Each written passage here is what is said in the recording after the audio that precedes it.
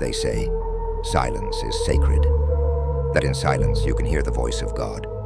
But in the wrong hands, silence becomes something else. A weapon, a wound, a way to erase what makes us human. Nebraska, 1971. The horizon stretches flat and endless, the sky gray and dry like ash.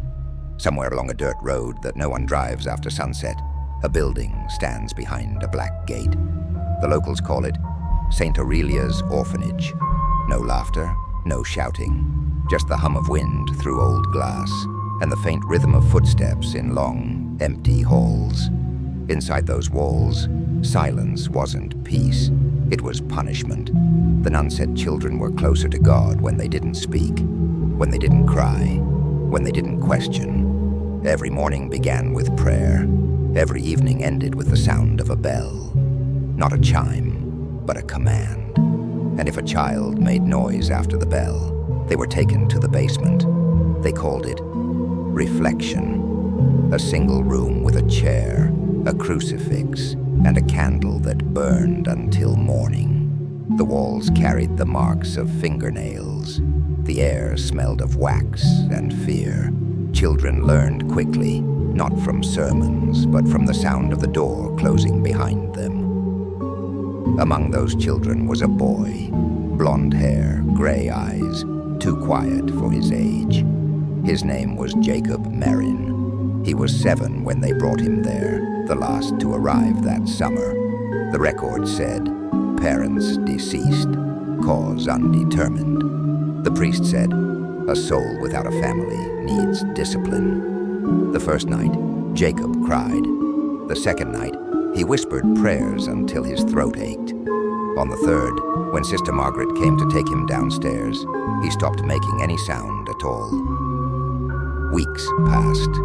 He learned the rhythm of obedience, when to bow, when to kneel, when to breathe. He watched the others, children who flinched at every footstep, who bit their lips until they bled rather than scream. He envied them, not for their fear, but for their weakness, because weakness still meant you were human. One afternoon, Sister Agnes, the youngest of the nuns, found Jacob in the courtyard, staring at the well. She asked what he was looking at. He said nothing. She waited. Finally, he whispered, "It's quiet down there." She smiled, uneasy, and said, "Yeah, that's what makes it holy." That night, a storm rolled across the plains. Wind shook the chapel windows. The power went out. Somewhere in the dark, a child began to cry. 1, maybe 2 years old. The sobs echoed through the hallway. Then came footsteps, measured, deliberate, and the crying stopped. When the lights returned, Sister Margaret said it was just the wind. But in the morning, a crib stood empty. The priest told them, God has called another soul home. No one questioned it.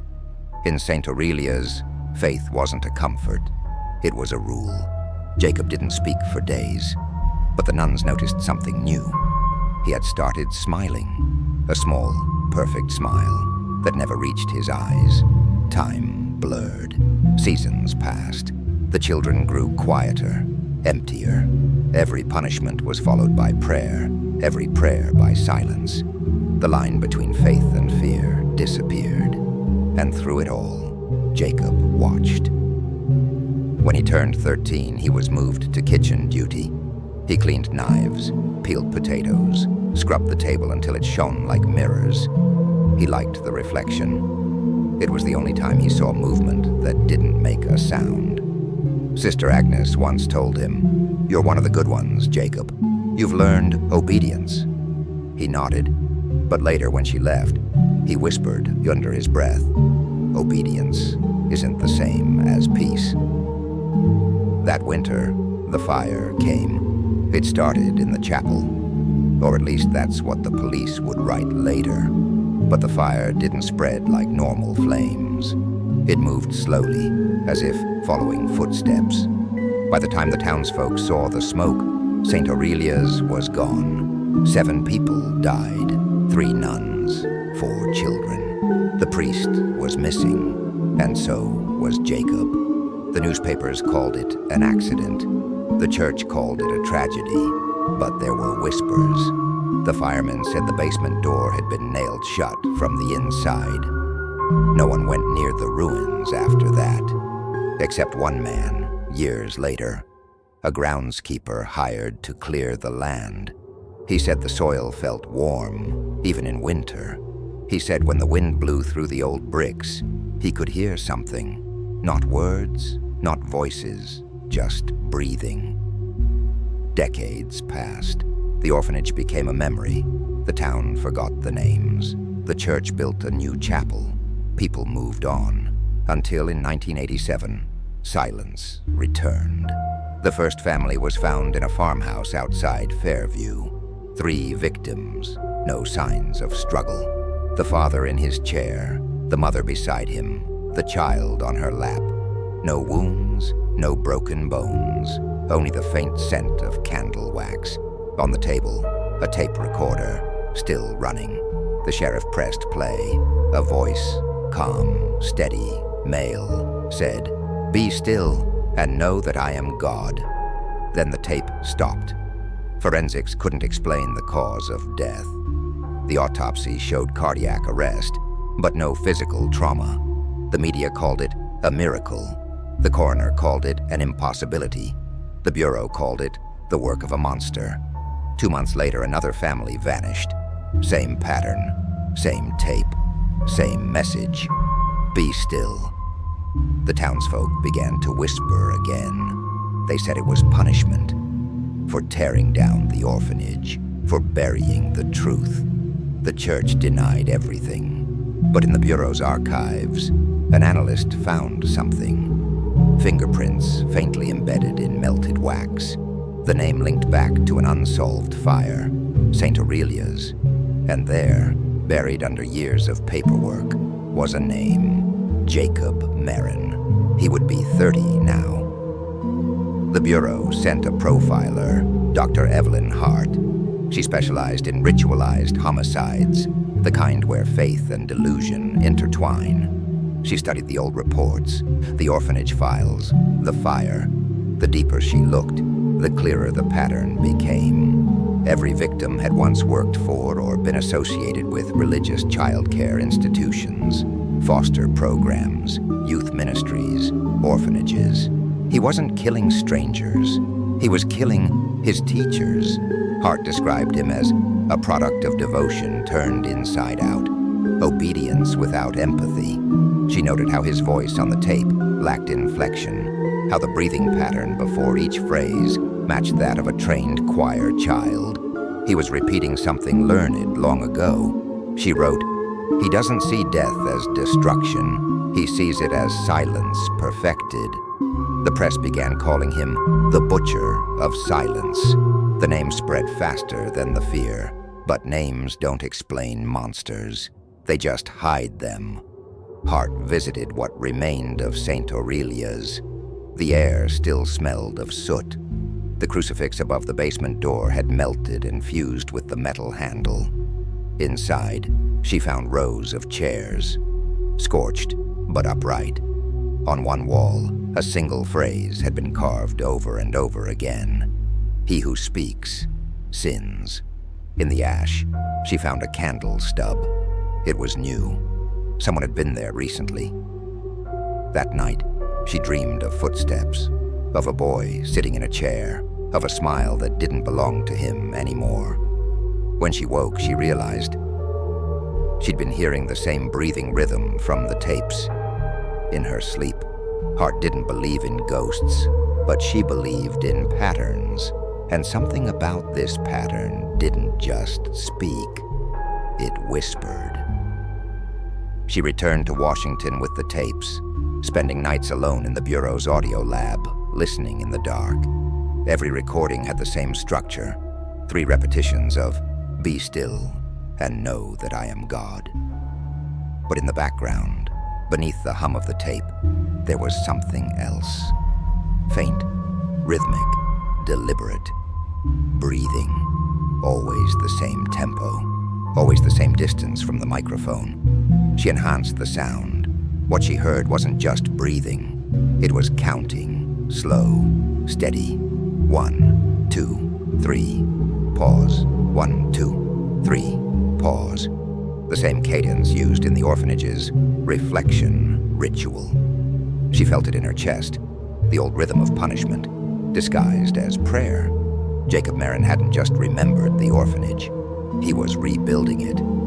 A third crime scene appeared, a motel near the state line. The manager reported a church group had rented 3 rooms under false names.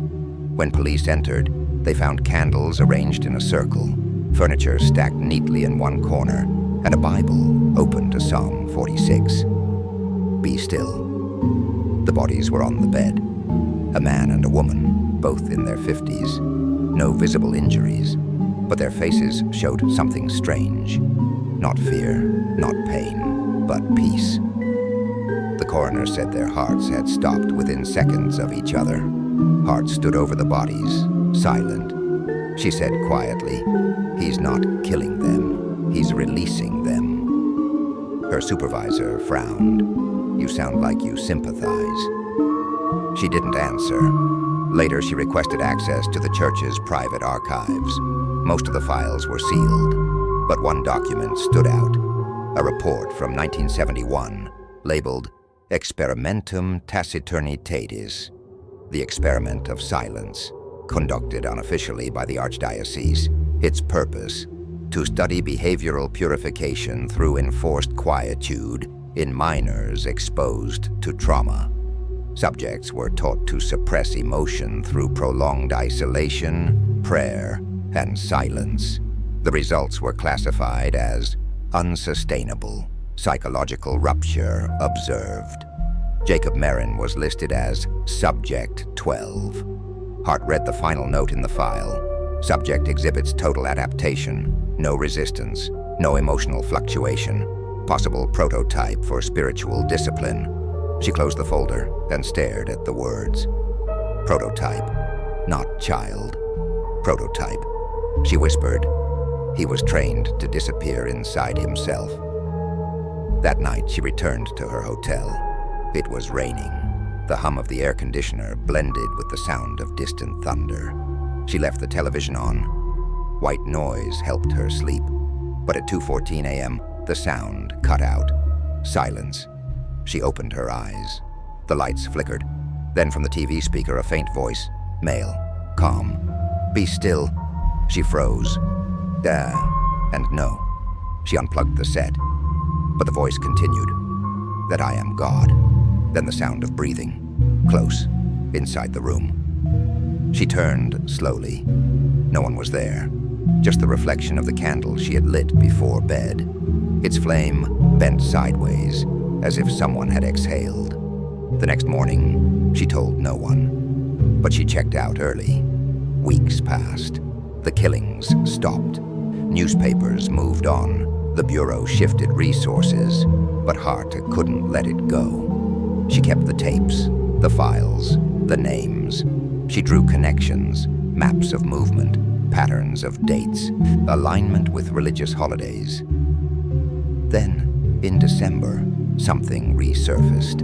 A local news station aired a story. Retired nun found dead in Omaha apartment. The name, Sister Agnes. Hart froze. At the scene, she found the same ritual arrangement. Candles, Bible, no signs of struggle. But something new. A phrase written in ash on the wall above the bed. The quiet ones are the hardest to save. It was Sister Agnes's favorite line. The handwriting was careful, familiar. Hart whispered, "He's not done. He's cleaning the slate." Forensics found a partial fingerprint on a wax candle, same as before. Jacob's. He'd been there. Hart requested to lead the case again. Her superior refused. "It's over. He's either dead or gone." She replied, "He's neither. He's listening." And she was right. 2 nights later, an envelope arrived at her office. No return address. Inside, a single tape, labeled simply, Reflection. She played it. Static, breathing. Then a voice, hers, saying, "Jacob, Her stomach turned. She hadn't recorded this. Then his voice followed. "Do you remember the candlelight, Evelyn?" She stopped the tape. Her hands shook. She recognized the background hum. Low, hollow, resonant. The basement of St. Aurelia's. She booked a flight back to Nebraska. The ruins were still there. The state had fenced them off, but the lock was old.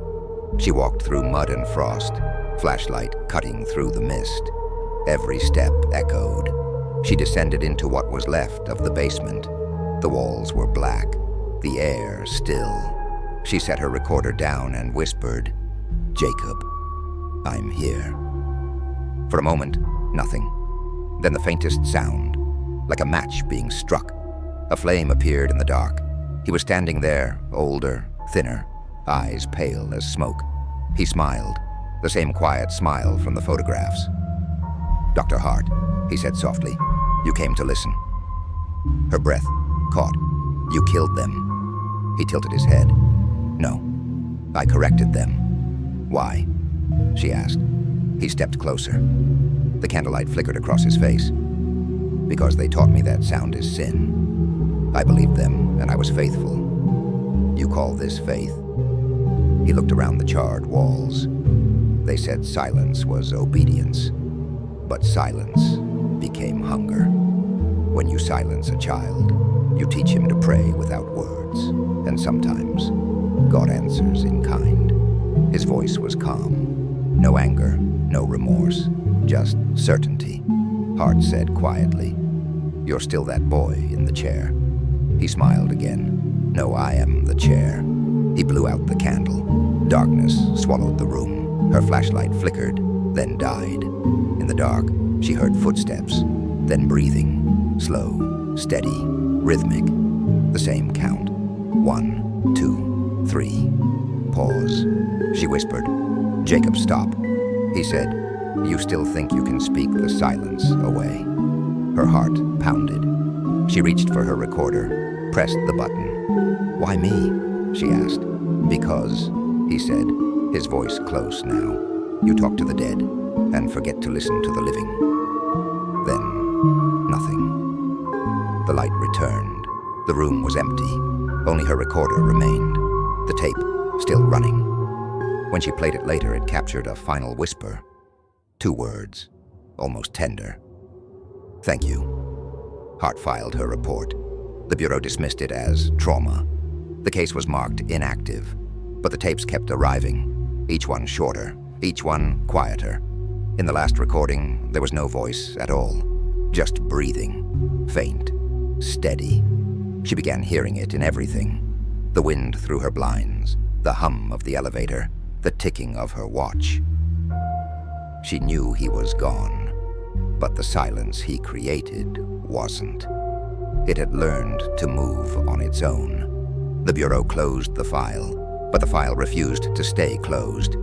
In quiet rooms and long corridors, in tape drawers and sealed boxes, the same breath kept returning, the same rhythm.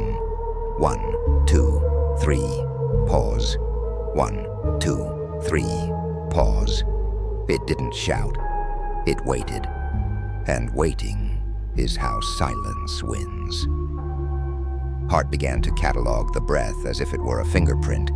She took a dozen recordings from unrelated sources. An air vent camera in a courthouse, a voicemail line that never picked up, a radio newsbed at 3 a.m., and overlaid them without telling anyone why. The waveforms aligned like liturgy. Same inhale length, same taper on the exhale, a choir of lungs trained under the same hand. She wrote, "We are not tracking a man anymore. We are tracking a discipline." Her supervisor asked if she needed leave. She said no, because leaving would only make the room quieter. The pattern broadened. A chapel caretaker in Kearney claimed someone visited on Thursdays before dawn. Never a car, never a sound, just a candle burned down to the same small ring of wax each week, like a halo that never changed size. A hospital night nurse reported a patient who would not speak. but would calm every crying child in the ward by standing at the door and breathing, measured, patient, counting the pain down until it folded into sleep. The nurse quit after 3 shifts. She said the silence felt like an apology, and then like a command. Hart drove those roads, the ones that slice Nebraska into grids of patience and dust. She kept the radio off. She learned the names of fields. She learned the angle of dusk where faces disappear and fences look like staff lines across a blank score. The world itself felt notated. She began to understand Jacob's God. Not a voice, but the measure that all voices must obey. At a diner near a freight yard, she met a woman who once ran foster placements for the parish. The woman stirred her coffee until it made no sound. "You want absolution," she murmured, not looking up. But absolution was our sin. We forgave ourselves every time a child went quiet. Hart asked, "Do you remember Jacob?" The spoon stopped. The woman's jaw moved once like she was chewing a word she could not swallow.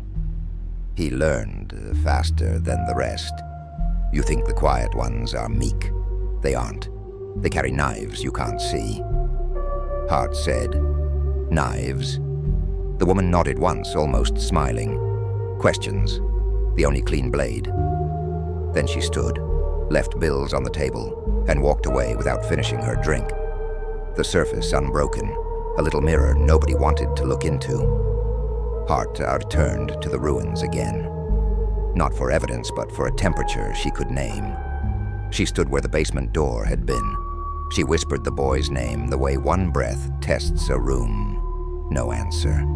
Just that friendly stillness you get in churches when you arrive too early, and the building knows the service you came for isn't going to help you. Memory does what it wants with the living.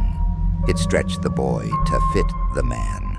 It shrank the man until only the boy remained. She pictured Jacob at 7, the first night the candle burned down to nothing in the reflection room. How long the wick must have lasted. How slow the wax must have learned not to drip too loudly. How the crucifix shadow partnered with the breath, and the breath partnered with the chair. You can befriend anything if it keeps you company. Weeks later, Hart found a trail the Bureau had missed because it wasn't a trail. It was a rhythm. The motel deaths weren't random. They fell on the same calendar the orphanage used for feast days. Where others saw murder dates, Hart saw rehearsals. If you believe long enough, repetition becomes proof. She checked ledgers, church notices, volunteer rosters, the sort of bureaucracy that records devotion like weather. Every 7th entry, a new town. Every 7th town, a silence. On the 7th silence, nothing. A rest written on the line. She drew a circle around those rests on a map. They made a broken halo around Omaha, a radius of obedience. On a gray Thursday, she got a call from a parish priest who asked not to be named. The voice was soft, bruised by vowels and old guilt. "A man came to confession," he said, "years ago. He never spoke. He just knelt there and breathed. I knew his sin wasn't what he had done. It was what he had learned." Hart said, "Is he back?" The priest held breath across the line, as if testing whether the wire could stand a prayer. "I think," he whispered. "He never left." Hart asked to see the confessional. She brought no team. The booth smelled the way wood remembers, beeswax and hands. She sat. She didn't speak. The grill arranged both sides into squares. Mercy counted out like inches. After a minute, the air on the other side moved. Not footsteps, just a pressure. And then a long, slight exhale, warm through the lattice. For a second, the world had lungs. She did not turn her head. She did not say his name. She let the silence try its work. Her pulse slowed, more from instruction than trust. The breath matched hers, or hers matched the breath. She couldn't be certain. She heard the shape of words that never formed. Finally, she whispered, "When a child stops crying, who performs the miracle?" The answer came almost kindly. "Everybody." She closed her eyes. "You can end it." A patient pause. "Endings belong to noise," he said. "I was taught to return." The grill cooled.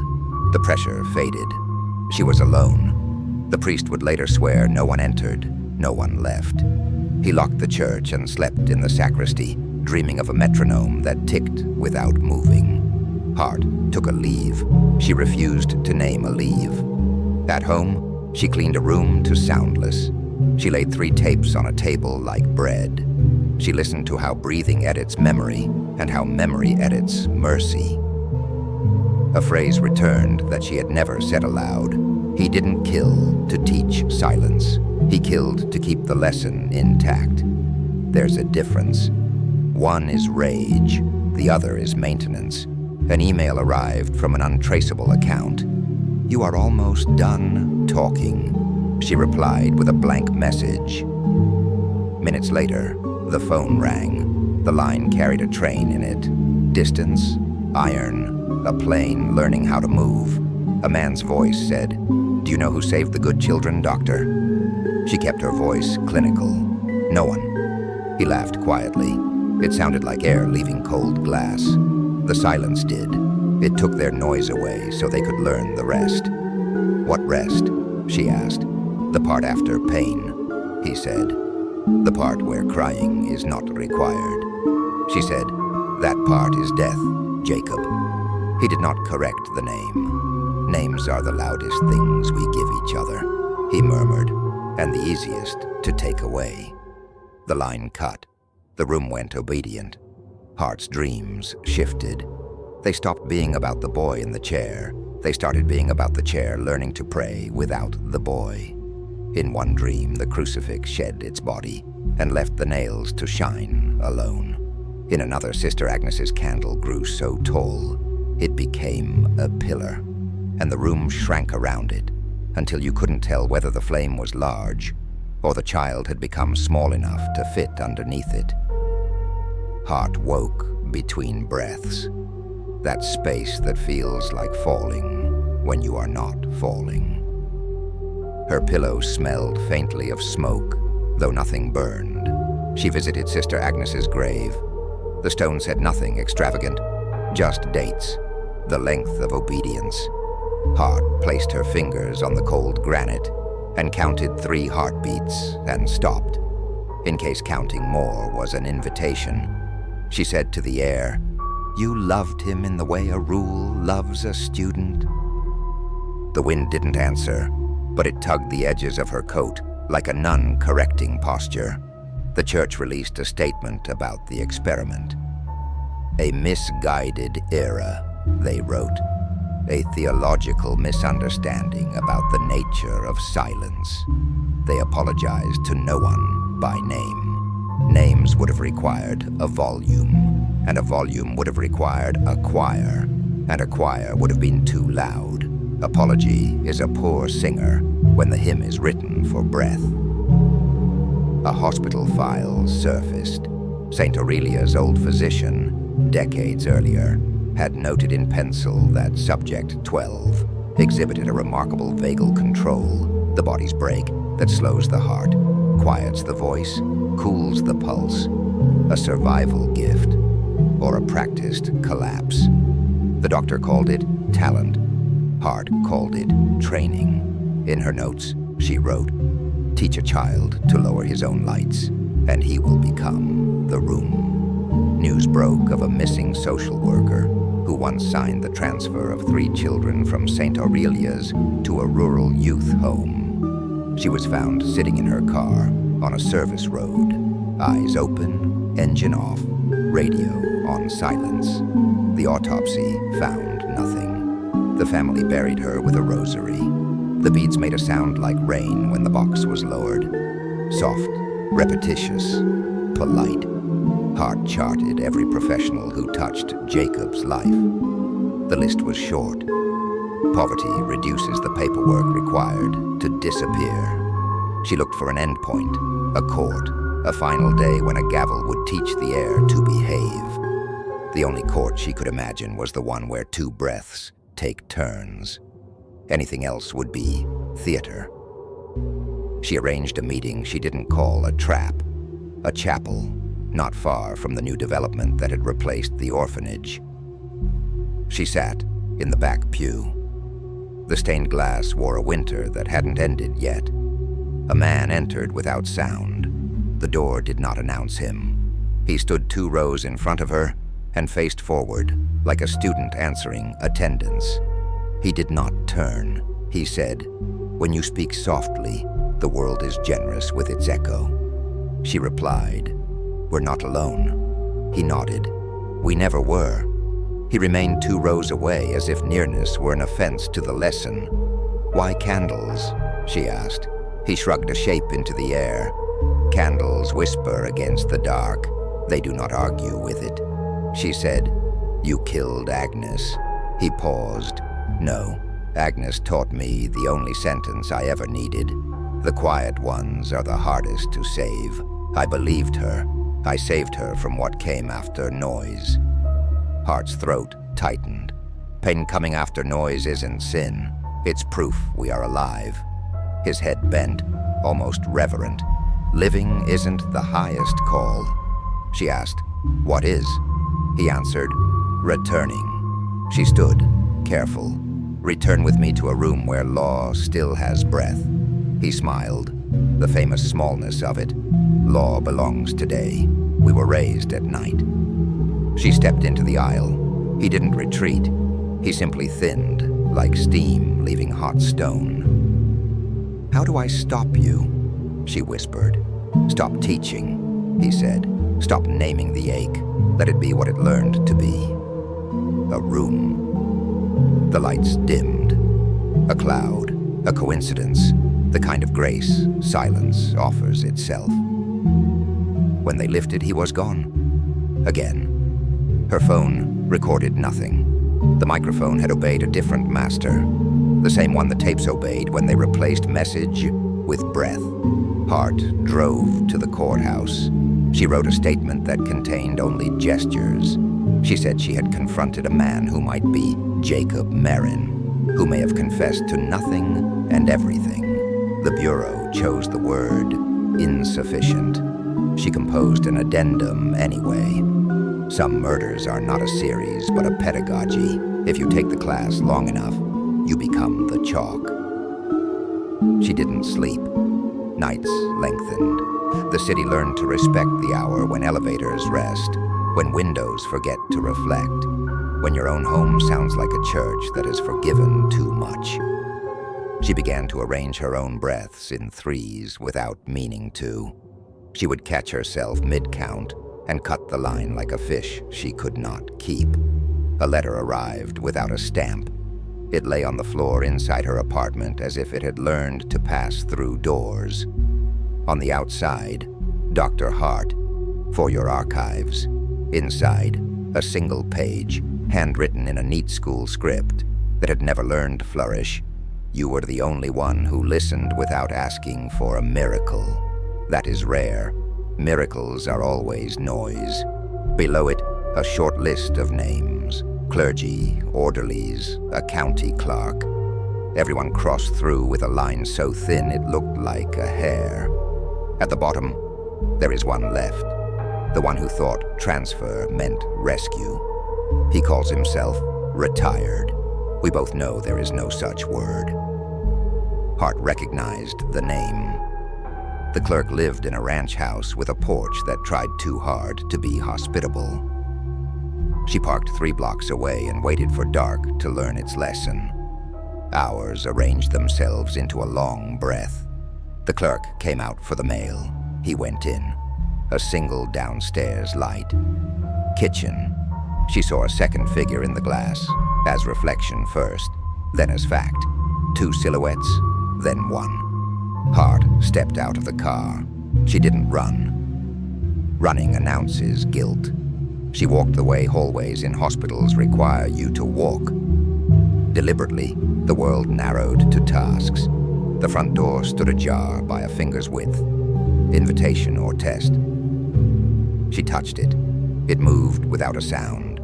The house smelled like salt and old bread. On the table, a candle, newly lit. On the counter, a kitchen knife, very clean. The clerk sat at the far end of the room, hands folded, eyes open, breathing cooperative. Across from him, a chair that knew who should occupy it. Hart said, "Jacob." The chair breathed once. The candle leaned. She stepped between the two men, or between the man and the chair, or between the boy and his graduation. "Take me instead," she said. She didn't believe in bargains. She believed in interruptions. The next minute felt like a minute rehearsed 20 years. A warmth moved past her shoulder without touching skin. The candle flame steadied. The clerk's eyelids fluttered but did not close. A whisper placed itself against Hart's ear. You would replace a student with a teacher. She kept her voice low. I would remind the room we never stopped talking. A pause. Not displeasure. Consideration. He stepped back into the air. The chair remembered its age and complained once the wayward sighs in winter. Feet that made no sound crossed linoleum. The door opened wider. She didn't turn. He didn't either. Sometimes, mercy is the discipline not to make unscripted movements. The clerk lived. He would later forget the hour entirely and swear he had slept through the evening news. He would tell his daughter on the phone that he woke with a taste of candle smoke he could not explain. He would not be believed. He would not be punished. He would take a longer walk the next day and feel grateful the wind had learned not to speak. Hart stood in her bathroom that night and watched the mirror fog over into a private weather. She wrote on the glass with a finger, noise. Then she erased it. She wrote, name. She erased it again. She wrote nothing a third time and learned what the orphanage had taught children with a discipline no one signed for. That writing nothing is still writing. The Bureau asked for her badge. They didn't say she had acted without authority. They said she had acted with the wrong kind. She placed the leather on the table and listened to how it sounded, quietly, as if the badge felt shame. She packed boxes in a home that had never decided whether to belong to day or night. In one box, the tapes. In another, the names. In a third, a small wooden cross she had found in the ruins years back, its edges smoothed by heat, not weather. She left the furniture as if a museum had sprung up during sleep, and she was only the last visitor bothering the guards at closing. On her final drive out of the city, the highway ran flat into a horizon that looked like a lid placed loosely on a jar. She rolled the window down. The air smelled clean in the way absence does. For 10 miles, she tried to measure a world without the breath in it. At mile 11, she caught herself counting again. She laughed, a quiet, disloyal sound, quick to apologize. She turned the radio on to discipline the silence. A hymn she did not choose found her, the chorus sung by voices that believed they were not alone. She turned the radio off and let the hymn stay anyway. A month passed. 2. News traveled like it always does. Gossip dressed as an errand. A string of missing person bulletins that did not form a line. A pastor in Beatrice who resigned without explaining why. A janitor at a school who reported the music room's piano played one note during lunch every day, then fell still. A photo of a candle smoke that curled into the shape of a question mark without the dot. The ordinary under oath. Hart received one more envelope. No letter, just a small cassette, unmarked. She bought a thrift store player because new machines are impatient and she needed the kindness of old gears. She pressed play.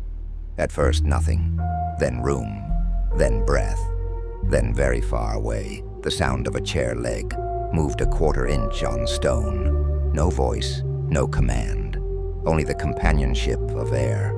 She listened to the entire length and turned the tape over and heard the same length again.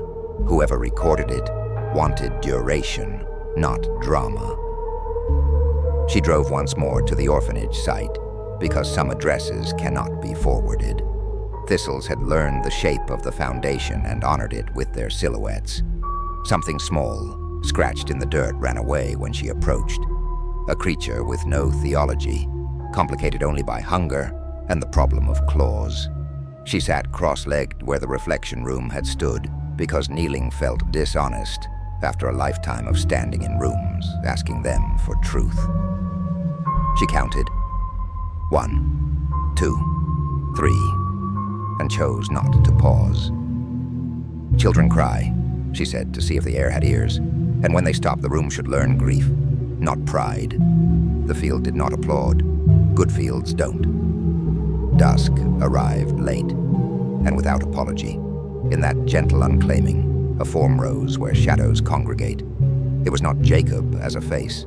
It was Jacob as a temperature, as a discipline the land had absorbed like salt.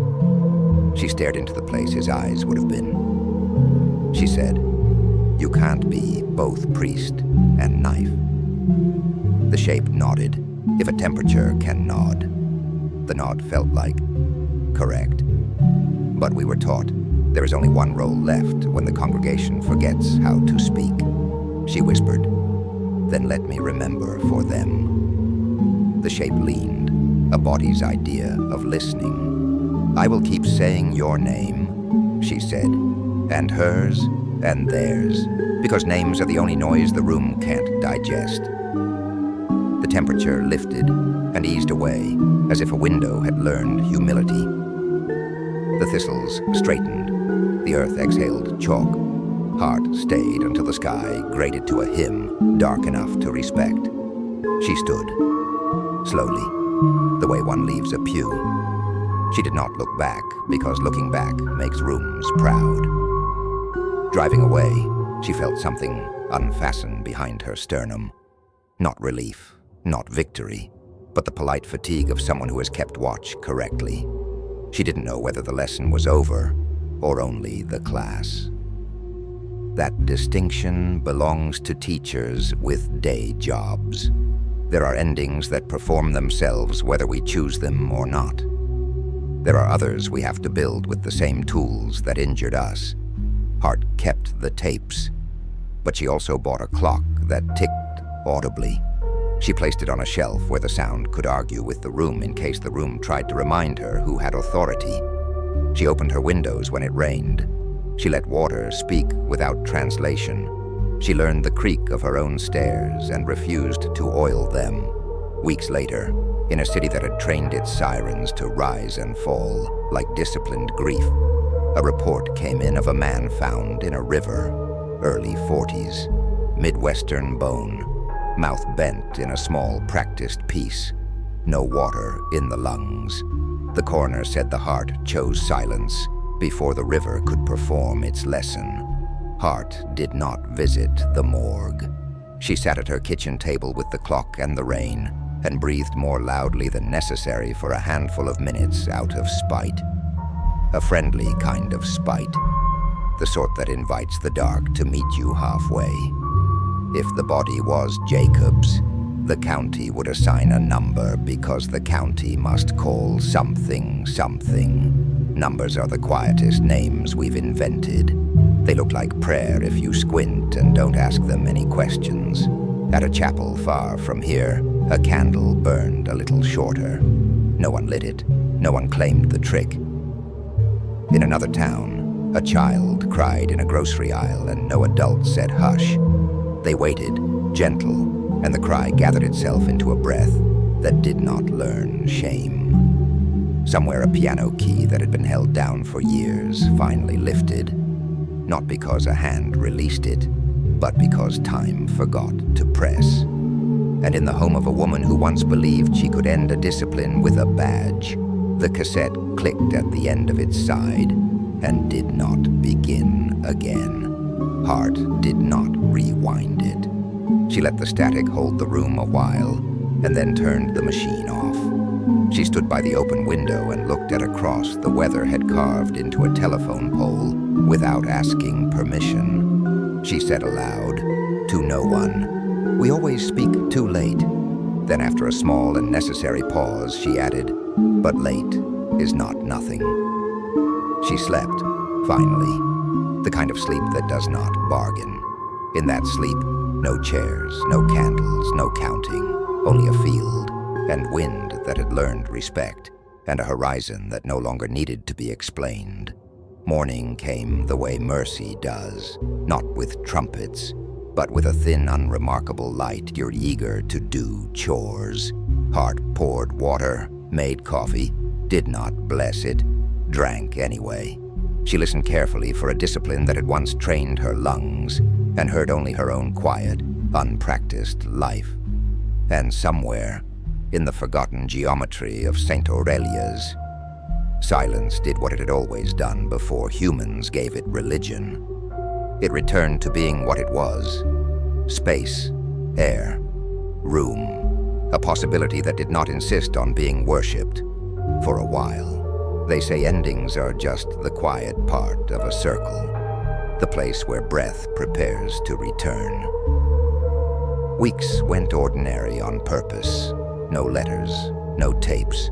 The river made its case to the stones like always. The county clerk walked each morning at a pace that would not embarrass his heart. The parish lit candles for people who still had names. Hart lived at the speed of dishes drying and shoes remembering their work. The world kept on with its slow mercy.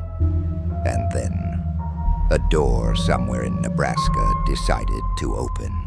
A call came from a man who introduced himself only as Thomas. His voice carried gravel and patience. He said he had been a child at St. Aurelia's once long ago. He said he had watched a boy learn to stop crying before either of them knew how to keep time. "I saw your name in a paper 3 towns over," he murmured. "I think you're the first one who won't call him a myth." Hart asked how he found her number. He replied, "Silence knows where we live." She said, "Tell me about Jacob."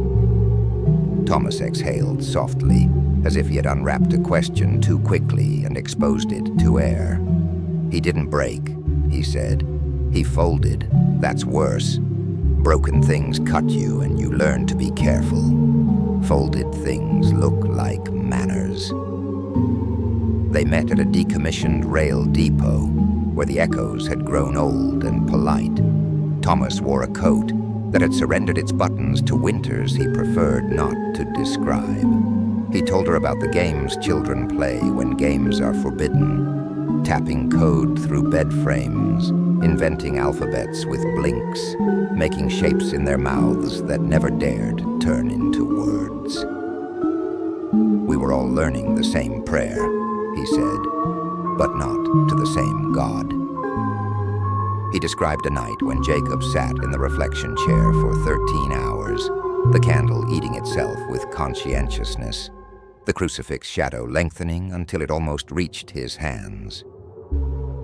In the last hour, Thomas whispered, he started to smile, not because he felt better, because he realized the room would always win, and if you become the room, you never lose. Hart asked about the fire.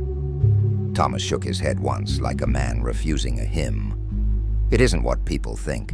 Flames do what they do, but that night, the quiet, learned heat." He looked past her at tracks that led nowhere now. When they pulled us out, the air felt clean, like the first day after someone decides to leave a house.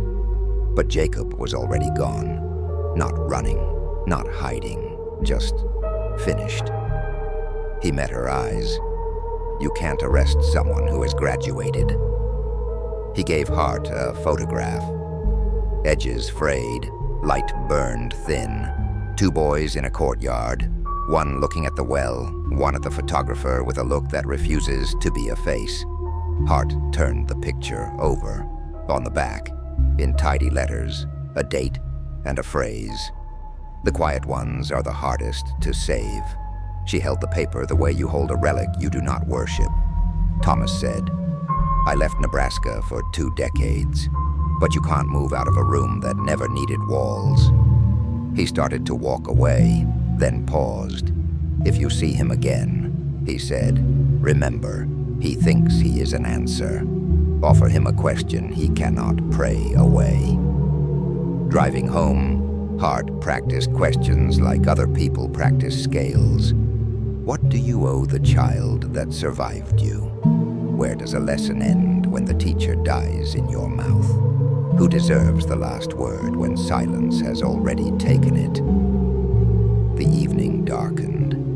The road made a long, honest line. The radio remained off because she had learned to trust the traffic in her head. At her apartment door, an envelope lay with no desire to be dramatic. Inside a single page, a carbon copy of a county transfer form from 1971. It recorded the movement of Subject 12 from one custody to another. The reason line was blank. On the bottom corner, in a hand not nearly old enough for its discipline, a sentence. Return complete. No signature, no address. Only that intention. The word return behaving like a home. She slept that night as if sleep were a duty. In it, she stood in the orphanage basement that no longer existed and asked the room a question. What would you be without candles? The room answered by not answering until her lungs made their own light. She woke with the taste of wick in her mouth and permitted herself a laugh that had no audience. In the days that followed, rumors gathered like careful birds. A church outside Lexington found its confessionals rearranged in a geometry no priest would boast about. A librarian noticed a child's section become mysteriously louder, as if the books had learned to tell jokes. A daycare posted a sign that read, "Crying aloud," and for an hour every afternoon, mothers and fathers stood outside, listening to how relief sounds when it finally remembers permission. None of these reports belonged in a case file. All of them did. Hart drove to a small chapel with a bell that rang only when someone pulled the rope, which wasn't often. She sat alone and asked out loud, "Is there a right for returning a habit you do not want?" The knave had no opinion, but the door opened and a man entered with a candle he had no intention of lighting. He sat in the front pew and folded himself into posture.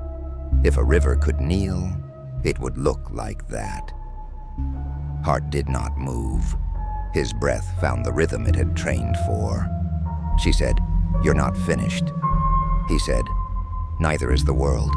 She told him Thomas remembered the well. He told her the well remembered Thomas. She asked, "If silence is your God, does he bless you?" He smiled, small, courteous, the way a teacher acknowledges a student who did the homework late, but correctly. "Blessing," he said, "is just a kind of permission." She tried a different cut. "What was your first word after the orphanage burned?" He thought for a long time, as if counting the ash back into timber. "I don't remember the word," he answered finally, "only that it was given to me by someone who wanted me to learn, like other people." Hart leaned forward. "Did you?" He shook his head. "Learning is loud. I was made for revision." She said, "People died." He looked at the unlit candle as if it had volunteered for a difficult passage. "All people do," he murmured. "I offered them a better rehearsal." Hart closed her eyes just long enough to see 7 chairs. "You think the world is a classroom?" He nodded. "A quiet one. Or it should be." She stood. "No." The word rang farther than she expected. "A world is a playground where children fall and cry and get up, and the crying is part of the miracle." He considered that as if tasting a spice he'd been told was forbidden. "Miracles are expensive," he said. "They require witnesses." She said, "That's what I am." He looked back. "No, that's what you stopped being when you traded your badge for a clock." She stepped into the aisle between them. "If you want to return, return to us, to the noise of us, to names." He smiled the last of his small smiles. "Names are cruel. They collect. They insist. They tether your breath to an object that will disappoint you." She nodded toward the door. "Then disappoint me," she said. "Let me hear you fail." For the first time since she had known him, he laughed like a human being. It startled the air into gratitude. "You are unruly," he said, not unkindly. "That is difficult to grade." She stepped closer. "Choose it," she whispered. "Choose unruly. Choose the miracle with witnesses." He placed the candle on the pew beside him, stood, and for a brief second became exactly what childhood had denied him. A man capable of choosing how his breath belonged to the room. Hart waited, perfectly still. He opened his mouth, closed it, opened his mouth again, and breathed out a word so soft it might have been a mistake. "Jacob." Nothing happened, and everything did. The bell did not ring. The sky did not split. The pews did not lift their tired arms. But the building felt the syllables as a weight it had waited years to hold. Hart nodded once, a bow to the altar of the ordinary. "Again," she said. He looked at the candle. "Again," he echoed, and the word did not kill him. "Again," she said. "Again," he said, and the habit began to learn another habit. Outside, a wind remembered how to move without asking chairs for permission. Inside, a throat hesitated and then permitted another syllable to live.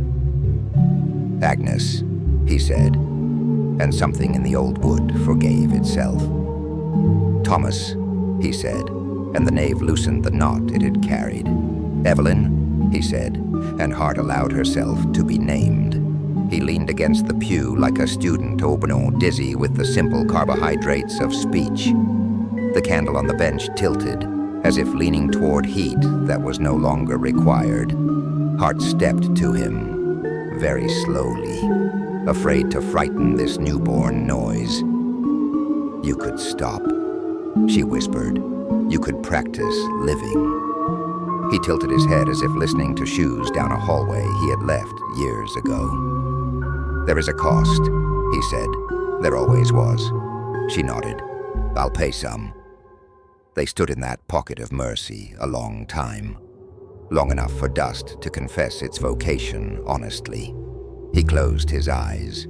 The room's temperature shifted a fraction toward human. Then, with a gentleness that felt like a decision finally arriving home, he said, "I am tired." Hart answered, "Good." He did not vanish. He did not collapse. He simply thinned, not as steam, not as trick, but as a discipline finally returning to its teacher. He whispered, "Return complete." And the pew received the shape of a man who had elected, at last, to become something smaller than a room. Hart remained. She touched the candle and did not light it. She sat where he had sat and let the quiet be what it is when it stops pretending to be a god. Space, air, room. After a while, she stood and left the door open behind her, because closing it would have sounded too much like a rule. News never reported his death because there was nothing to report. A file somewhere acquired a paper clipped to it that said inactive in a font that thought it understood grace. The county clerk planted tomatoes. The parish hosted dinners where toddlers were permitted to be unreasonable. St. Aurelia's remained a geometry in the soil, a lesson available to those who insist on passing exams no one is proctoring. Hart kept living the way an honest metronome works. Steady, then mercifully doubtful, then steady again. She met Thomas at the depot once more and returned the photograph. He looked at it one last time and tore it carefully in half, then into quarters, then into a weather that could not be reassembled. "Blessing," he said, and surprised himself with the word. At home, Hart took the tapes out of their boxes and placed them in a drawer she would not open for a year. She set the small wooden cross on her table and let sunlight treat it like an ordinary piece of wood. She leaned out the window and listened for crying, and when she heard it from the building across the alley, she smiled. Not the small, controlled smile of a lesson obeyed, but the untidy smile of a witness. Somewhere below, a parent said, "I'm here," and the cry negotiated its way toward laughter. Night found her without tactics. She lay in the dark without counting. The clock ticked deliberately, refusing to be obedient to rooms. She imagined a chair in a basement that no longer existed, learning, slowly, how to be empty and not minding. She imagined a boy being taught, terribly, to stop crying, and a man deciding finally to stop teaching that lesson to others. She imagined candles unapologetically performing their glamorous little deaths for dinners and birthdays and nothing holy at all.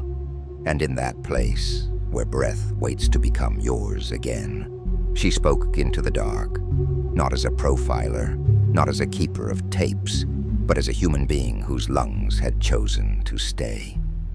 "Jacob," she said once more, because names should not starve. "Agnes, Thomas," then almost laughing at herself, "Evelyn." The room did not argue. The room did not reward. The room did the most merciful thing rooms can do. It stayed. Morning came, the unremarkable miracle. Hard-boiled water, buttered bread, answered a neighbor's question about a package with a voice that belonged today. She walked outside. The telephone pole cross took the sun and gave it back. A child ran past with a ribbon that couldn't decide which way to be wind. Somewhere far away, a bell rang for a reason that had nothing to do with God. The world kept its noisy promise, and for a long time, long enough to matter. Silence remembered what it had been before anyone made religion out of it. It remembered how to be the space in which voices live, not the judge of whether they deserve to. If you listen now, really listen, you won't hear a lesson. You will hear a room with its furniture rearranged back to how living prefers it. You will hear a breath that does not count itself. You will hear a name or two rolling around without supervision. And you will hear, if you're lucky, a child crying because gravity and knees are at war. And then a voice, patient and present, saying, "I'm here," until the cry agrees. They say monsters aren't born, they're made. But sometimes the making can be undone. Not by fire, not by law, not by the cleverness of those who profile darkness, but by the stubbornness of noise, the insistence of names, and the unglamorous courage to keep the door open after you leave. The butcher of silence did not become a saint. He became what silence becomes when it repents of worship, a possibility. And the child who learned to stop crying, at last, learned something better. He learned to let the world speak without asking it to apologize. And that is how the lesson ends, not with a command, not with a candle, but with breath that belongs to the living, returning to the living again and again and again.